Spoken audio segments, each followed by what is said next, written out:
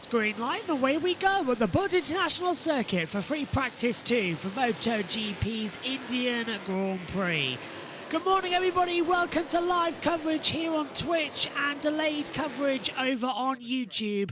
The next 30 minutes as well, the free practice session to kick us into gear. We're just waiting for the timing tower to change over. That's the end of the Moto 2 third practice session. This free practice 2 just getting underway. The timings hopefully will shift over shortly. It's all been a bit of a chaotic start so far. We had a red flag in Moto 2's third session. Lucas Tulovic crashing at turn 7. He's been taken to the medical centre for some checkups as well. But good morning, welcome, all looking good.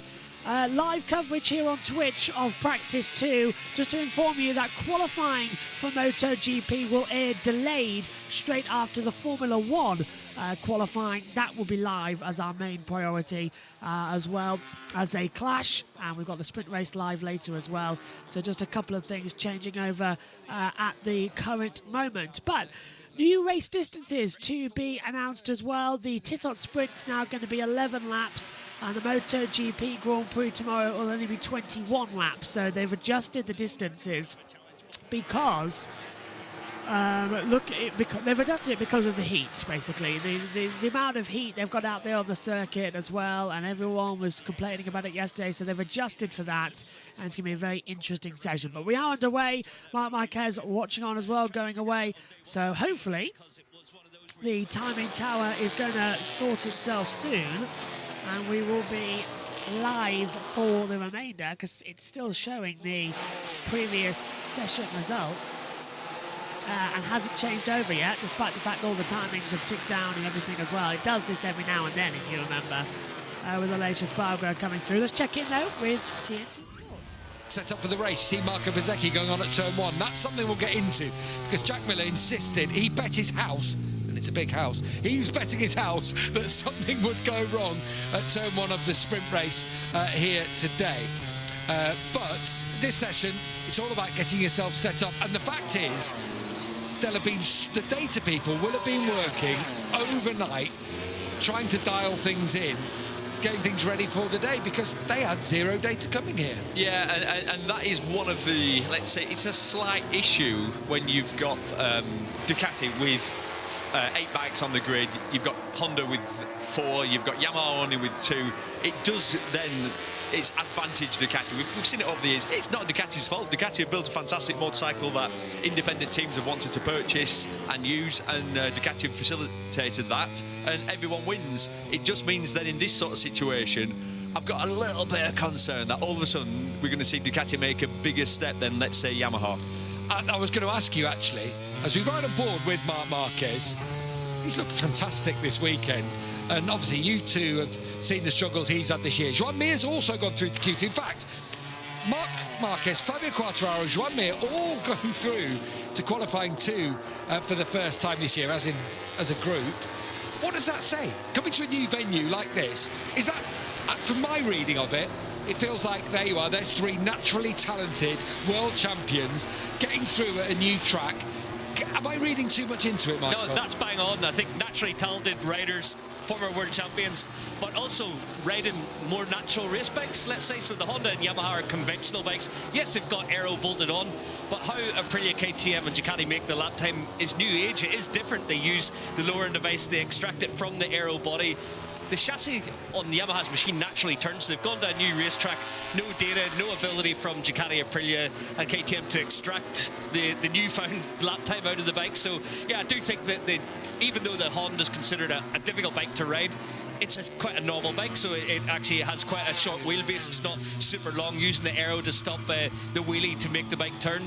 And naturally they're there or thereabouts, but Neil just said it, the Ducati engineers will have worked overnight and they will find more. So I think what looked like a level playing field yesterday may well get stretched out somewhat this morning. So you think it's the riders making the difference on day 1, but by today the engineers get involved. And is that the problem at the moment, isn't it? Because the other issue, it's Johan Zarco's gone down. Zarco's he has gone down through directly to Q2 at turn 5. That one is, so it comes more than a bit of a 90 degree. A lot of these corners actually are more than a 90 degree. quite open entries. You said yesterday, I think the word was patience is the key to this racetrack. Absolutely, it's so easy to rush them. This corner, that's turn 8 and turn 9. I did 4 laps yesterday. Normally I get 1 flying lap, but I thought, I've never been here before. I was told I was only allowed 1 flying lap. I thought, I'm staying out for an extra lap. So Could you blame it on the heat? I just said, it's a white lie. I said, I just missed the pit lane entrance. I didn't know where it was. Anyway, all I can say is... That was live TV. Oh, people listening. Yeah, sorry, Neil. All I can say is I did 4 laps through that section and I have got absolutely no idea where the line is through there. The rest of the track, there was a couple of key spots. Turn 1 is difficult to get a brake marker. Turn 3 is difficult because you brake uphill and it's blind. And turn 12 is very technical as well. Well, just to update you, we've got some lap time cancellations coming through, but it is Fabio Di Gianantonio who is the fastest at the moment with a 1:46.645. Mia Binder, Alex Marquez, Augusto Fernandez, Marc Marquez, Quartararo, Raul Fernandez, Aleix Spark and Facundo Morbidelli. That's the top 10. Don't know where the where the live timing is. Dorna again, shoddy products, I know. It's a more of a flowing S than it would be a chicane as Pecco Bagnaia gets past Jorge Martin on straight. Let's watch them down out of here, out of turn 4 towards 5. This is where Johann Zarco's just gone down.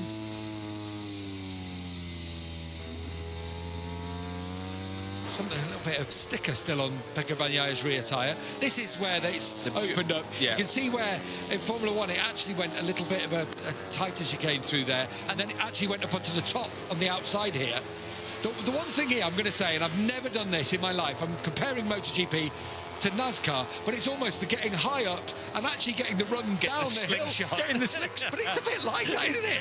I would never ever compare MotoGP to NASCAR, and I promise at home I will never do it again. It has the Daytona Oval banking where we do ride bikes around it. So, yeah, you can see actually there was a great shot of Bezzecchi going a little bit higher, really pulling it down quite late to the last apex. I think that will be the line, really getting it up high, and as long as it's clean out there close to the white line and really firing it off the turn. If you've seen different lines, haven't we, all the way? I was just going to say that was my line. Think about this. How many tracks that we go to that you'd say there's a corner there that there are multiple racing lines around? There are the odd one. Well, he had to bail out there, didn't he, Pecco Bagnaia? How many... Yeah, Bagnaia's going to go straight on down. He just avoids the gravel trap down turn 1, but Bezzecchi at 1:45.980, he goes fastest. The corners, maybe like turn 3 at Barcelona is a really long corner. There's a few ways of going around that. But there aren't many. That's what I'm trying to get to. But turns 8 and 9 on this track, for the sprint race, the first ever race we'll see round here, is going to be really entertaining because there are going to be some multiple lines, and I think there's going to be some lines like cross, which will create some drama in itself. And it meant that actually yesterday that Quartararo was in the mix.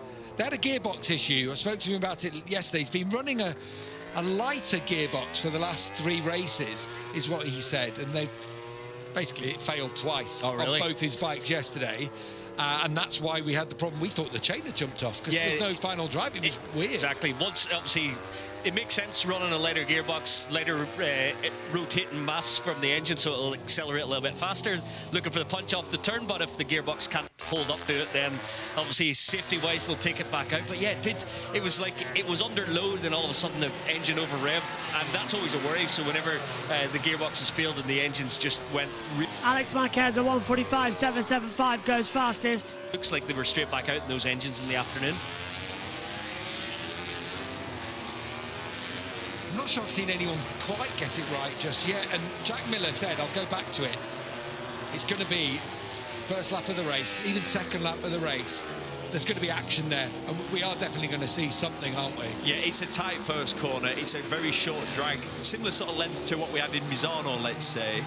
We've seen the riders, they've had 2 practice starts. I don't think that's going to make any difference whatsoever come the race, as in you basically brake whoever's leading and hits the brakes into turn 1 on the first lap, and then you all adapt and react around that. You're not really, unless you're leading, you're not really looking for a brake marker into turn 1 on lap 1. And there were people stuffing it. Has his airbag gone off? He has. Yeah, stung. He hasn't got stung. Yes, a rider got stung yesterday. Who was that? Isaac Guevara in Moto 2, he had the leathers down straight away. He got, yes. I think there's a B. I honestly think that there was a B I think there was a bee in the leathers. It got in the leathers, and it stung him. I've already seen that twice before. But of course, you're leaning down with your top part exposed, so it can easily just go down. I've never seen that. Wow, that's quite confusing. We're 20 minutes in, by the way, and Dawn still haven't fixed the timing. So, well, hang on, we're 10 minutes in, and Dawn still haven't fixed the timing. So, through the gravel goes Luca Marini down at turn 5 and 6, gets back on the track. So, apologies, no timing, but we're doing our best. Though, isn't he? He's confident, he's got an ego, he definitely believes in his own ability, and it might rattle Jorge a little bit. Jorge's a bit more bravado, you would say, when looking at the two different characters. At the moment, everyone gets on, which I think it will. As we run down to Valencia, those relationships will get tested. Well, this, Michael, as you're well aware, there is so much at stake. Yeah. You know, this is the ultimate, the crown of being MotoGP world champion. It's the title everyone who's ever raced a motorcycle wants, and you'll forego a friendship to achieve that goal. In fact, it was Matt Burt, who obviously commentates on the World FIFA for Dawn, and he was saying that he felt like, you know, like Bez is the sort of person who gets on with anyone, isn't he? Just that kind of, yeah, whatever. You know, like a bit of a hippie, free spirit vibe. You feel like he doesn't like Jorge. It's just because of the way, complete opposite characters, aren't they? Yeah, absolutely. I think, I genuinely think, like I say, with these, how many rounds to go? Is it 8 to go now? 8 races. 8 races to go. I think we're going to start to see it slowly build, a little bit like we've seen in BSB with Tommy Bradwell and... I hope so. I hope we get a kind of bit of building needle like that one. Well, it'd be good with 2 rounds to go, have half a point between them. So, with Tommy Bradwell and Glenn Irwin, I've been enjoying that rivalry. If Bagnaia didn't score this weekend and Martin did what he did in Misano, Martin would be leading the championship. Obviously 37 points up for grabs. He's 36 behind with those 8 rounds remaining. It's possible if you think back to Barcelona, to the Pecco Bagnaia crash. Up to that point, that big high side on lap 1 in the main race, we were starting to... It was starting to look a little bit like, I think it's going to be... Pecco's dominating. This championship could be over by even Indonesia, I was starting to think. But it just shows how quickly things change, and the momentum swing of confidence, which we talk about all the time. And now it's certainly in Jorge Martin's corner. We heard from Aleix Espargaro in that piece she did about the racetrack. About that, I think it was about that section there at turn 12 where the track unnaturally comes in. They painted it in to force the riders away from the curb. Haven't they? But he was saying, we've done it for a bit of safety, but it just feels a bit weird in certain places. But it's the right decision, isn't it? Yeah, they've done a good job. When they come off the turn, it adjusts the bike's trajectory. You're not aiming towards the barrier, so it's tightened the corner up a little bit. It will feel ever so slightly strange because you know it's been designed on a CAD design system to actually drift all the way out there. But yeah, it's working. It's safer. It's not obviously at the early laps we were seeing a lot of people drifting out onto the green paint. Seemed to have got it dialed as the day went on, though. It's quite interesting. Even Pecco Bagnaia, precise Pecco, said, do you know what, yesterday I think I got turn 12 right only on 2 occasions. Yeah, you did. Imagine him saying that. You've got the current world champion, the championship leader. Mr. Metronomic. Yeah, Mr. Precise, isn't it? Yeah, got it right twice in, how many laps would he have done? Probably, well, actually, it was a long session, so I bet he did. He did in the afternoon. At least 50. Pecco did 24, and in the morning session, he did 24. Can you times 24 by 2, Neil? I reckon that's going to be about 48, so I weren't far off with a guess of 50. Yeah. Not bad, is it? Good time on a racetrack to get all them laps in sessions. That's what you do in a test day sometimes on a track this length. Yeah, it absolutely. is. Yeah. Apart from it always used to be like Nicky Hayden, didn't it? Always used to end Sepang test days 92 laps, and you think, what? He was always banging out tons and tons of laps. You just knew with Nicky Hayden, he genuinely just loved riding. Yeah. Absolutely. People are like, well, there's no point in sitting in the garage. We'll go out, I'll figure something out, I'll learn something.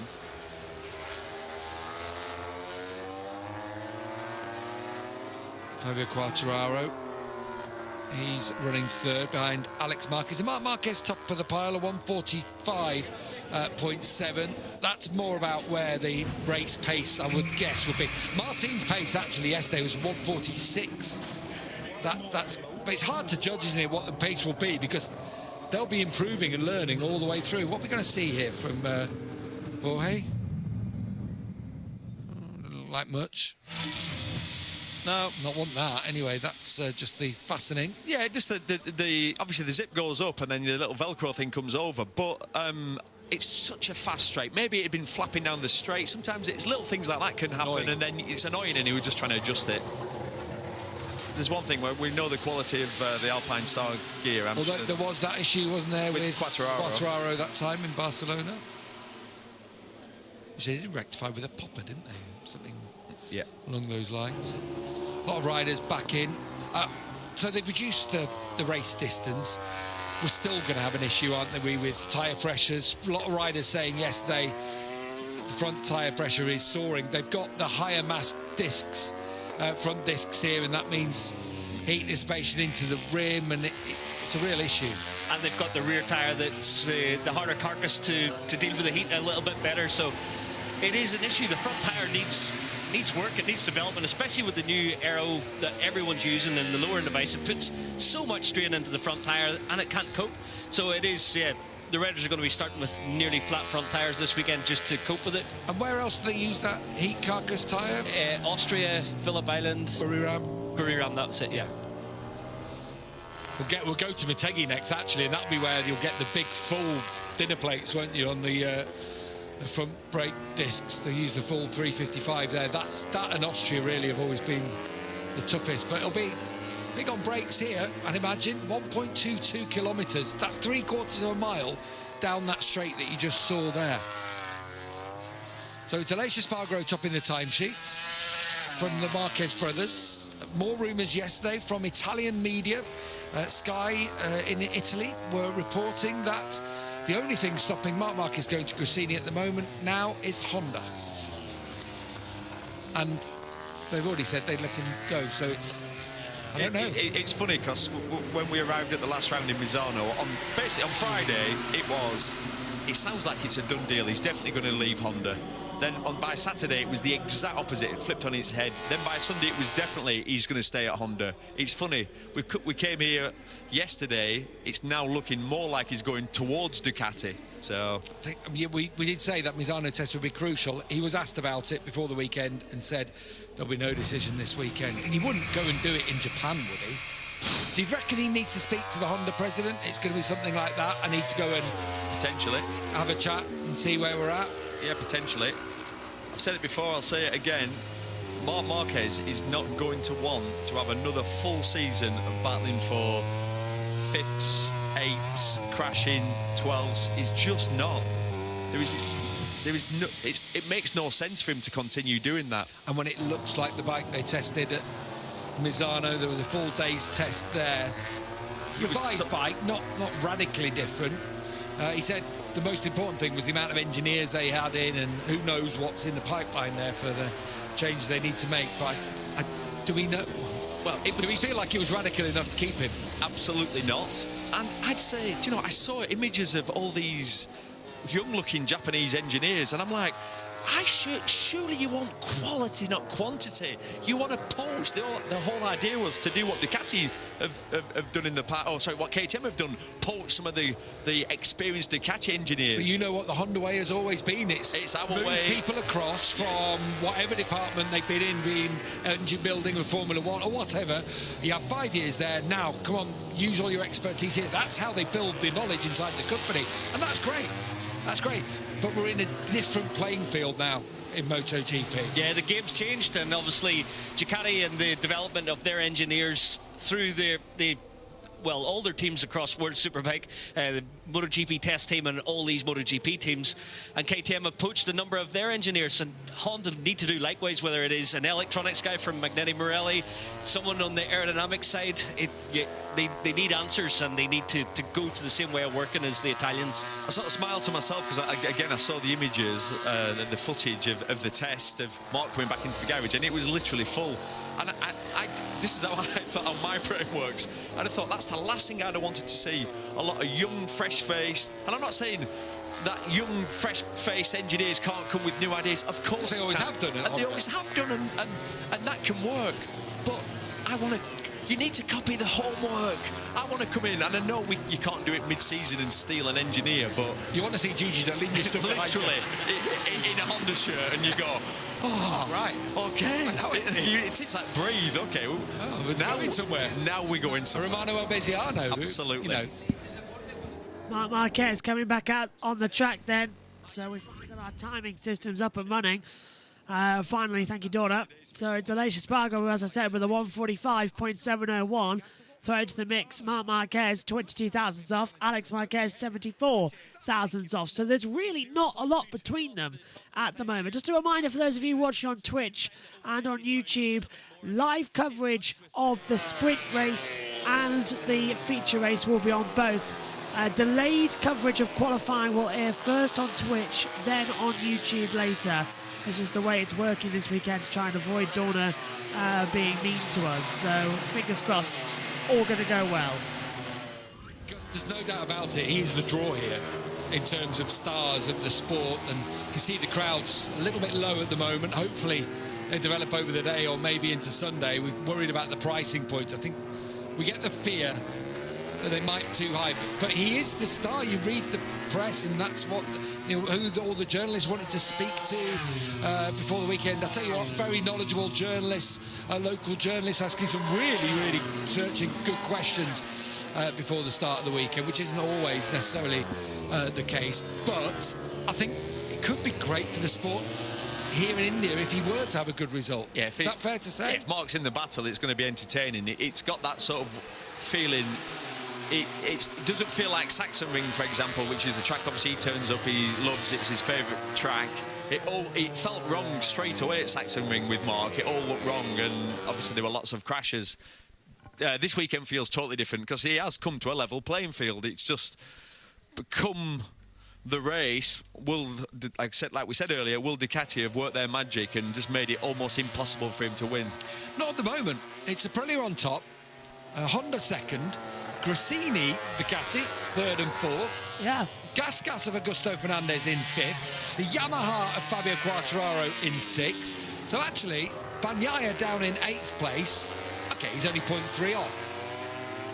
It's not quite where you might think about it. I know one thing they were going to do, I'm not sure whether they are doing it. Pecco Bagnaia was talking about trying the even harder option tyre, like the one that was for complete extremes. There was talk about them maybe having to go through it and just have a look. I can see he's out on a hard option tyre. Yeah, a hard option tyre. Yeah, exactly.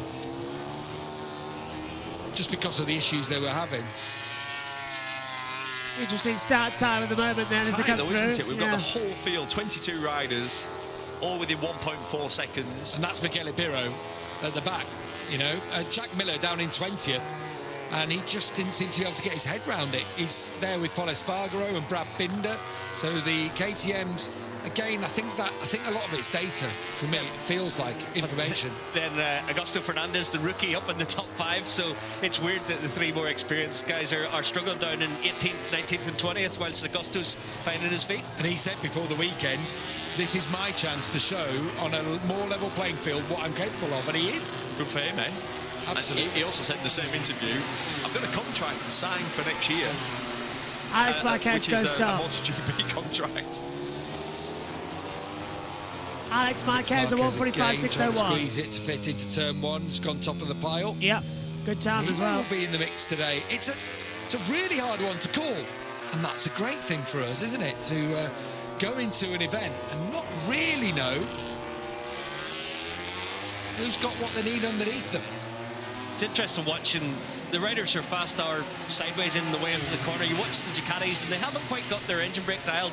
Obviously you can see the kickback from Mark as the rear's off the ground, but watching the Ducatis, a lot of patter from the rear. The chain effect was kind of kicking in, not getting the bike stopped the way it would do on a track that they've got mountains of data for. But that's what you were saying before.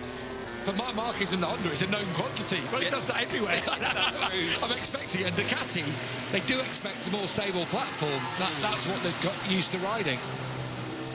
Bezecchi's just gone fourth. 1:45.796. Brad Binder up to 12th. Actually had a lap. He was went up to race direction to see if his lap was going to stand, but we clearly saw that he'd gone underneath the yellow flag through turn 9 yesterday when Taka Nakagami had crashed. So he's going to be in Q1. A reminder, Q1 will be up next, and he will be featuring in that session, as will Alex Marquez, who's fastest in this one.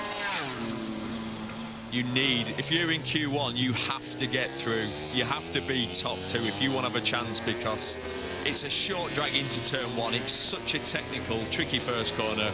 We're sort of half predicting a bit of melee there, aren't we, already? So in that top 6, Fabio Di Gianantonio and Augusto Fernandez are also in that Q1 session. It's not going to be a walk in the park for Brad Binder. Sits 4th in the championship, of course. A really disappointing Misano round. That's a crash from 4th place in the race. He did pick it up to pick up 2 points, but still. You know, I reckon there are 4 apexes in turn 8 and turn 9. I just watched it there whenever you look. It's like at turn 8 you're hanging on the side of the tyre, then you go away from it up to the top and almost apex up the top of the bank, and then swing it down to a 4th and final apex to exit. A full-on 20p corner. Yeah, it is. But it is, honestly. But the first time I approached it, I went in way too fast. I was way too wide, and I nearly did a David Alonso where I just ran off into the gravel. Well, Jack Dixon had something a little bit similar, a weird one today, just a wider line, and down he went. How was the grip as Marco Bezecchi goes to the good top? You can see again, there's that judder that Michael was talking about. Yeah, which never feels nice when it starts to hop and skip. But the grip level's really impressive, because when Gav, obviously, you walked around with us on Thursday when we all got here, all excited to see what the track was like. It had been raining, it felt slippy underfoot, and we were like, oh, this might not be too good, but super grip, it really consistent. That's all a rider asks for, really. It's consistent grip all the way around. And we were negative because the track doesn't get used a lot. Normally, when we go to places like Argentina, that track doesn't get used a lot.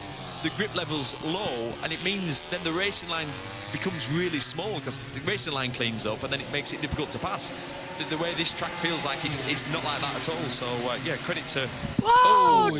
Down. It is. Jorge Martin crashes, and he's up and walking away, and it is down at turn 9. And that's where Dixon crashed in Moto 2, and further up the road is where Lucas Tulovic crashed as well. Now they'll pick the bike up and get it going. Yellow flag's out now in sectors 2 and 3, but it's quite a way to run it down, and quite a position to hit the deck on as well. Apparently our systems are glitching, so we'll go back up to the battle cam. Let's take a look how he did it. Turns in, drops the front, and yeah, not a great position actually. Down the circuit. So 2 minutes to go. We'll wait now until we get going again. Formula 1 up right in the high part of the bank, and they've obviously got a join for the lower MotoGP sector to create that runoff. And my understanding was Tom Alfonso, who's the new safety officer this year for the FIM, and Loris Capirossi have been here since Misano, sorting all things like that out. Extra gravel pretty much everywhere, which, even though he got marooned in it yesterday, Aleix Espargaro said actually it's a really good thing, because it's a full penalty, but 2, it's safe. No one hit the barrier, did they? No. In turn 1, and if you think how many people ran on. This was the place, turn 10 was the place that the rider said is the one that they'll have to have a look at, and that's because it backs on to turn 7. So there's not much you can do there. They've got enough room for a service road, but maybe they'll have to narrow the service road a bit to give them a little bit more. But generally, feedback from the riders, pretty good. You know what, watching both Yamaha and Honda, they seem to lower their bike sooner than they've been doing all year. You know, the way Aprilia, KTM, and Ducati, you see it drop as soon as they really get into the drive part of the tyre. And actually, I've noticed it this weekend a few times, and both the Yamaha and the Honda a lot earlier on the exit from turn 12, a lot earlier on the exit of the final corner. So perhaps that it is what we expect. We assume Yamaha, or assume Ducati and Aprilia do, that it's a manual intervention from the rider to activate it, but then it actually automatically does it as soon as the fork extends. So you're saying because theirs is semi-automatic, Semi-automatic it's in not a way. quite dialed in. Yeah, and now they're maybe getting it into a better working window. Still that little pump there as well from Marco Bezzecchi. His bike was lowering. It's also, it's not like a drag strip type of circuit. I know we've got that long straight, so you could argue, yeah, well, it actually is because you've got a first gear corner going onto the longest straight. That bit is, but the rest of it, with its flowing, undulating nature, it's more like a Portimao style, where then it's not just about the motorcycle. The talented riders can make the difference. What about that run there from 4 down to 5? That's a bit longer than you think as well. Yeah, it is. Is it second gear at the end of the straight, or I'd say first gear probably. Yeah, it feels tight at the end of the straight. It's first gear on the BMW I rode, but that's obviously a longer game because it's a road bike. But yeah, it's quite a decent run down to turn 5, and what it does is because of that, it opens out a potential passing opportunity into 5. 8th. Like you said, by the time you get to turn 5, you've done nearly half the track. Yeah, half the track. Not that many corners because of that really long straight. So Bagnaia goes into 8th position then. Marc Marquez 5/10 down. Nobody else improving on their overall lap times. So it is Marco Bezzecchi, Alex Marquez, Luca Marini, Johan Martin, Binder, Aleix Spargo, Marc Marquez, Bagnaia, Miller, Marini, Mia, the top 10. And then we get Di Antonio, Augusto Fernandez, Morbidelli, Quartararo, Vinales, Nakagami, Paulo Spargo, Zarco, Ralph Fernandez in, and that's it. 145.398 is the fastest time available here at the circuit today. As we gear up, all set to go. Hopefully the system's going to load in a little bit quicker now as well. But we'll be back for coverage of qualifying straight after Formula One. That's up next. Take care. Bye-bye.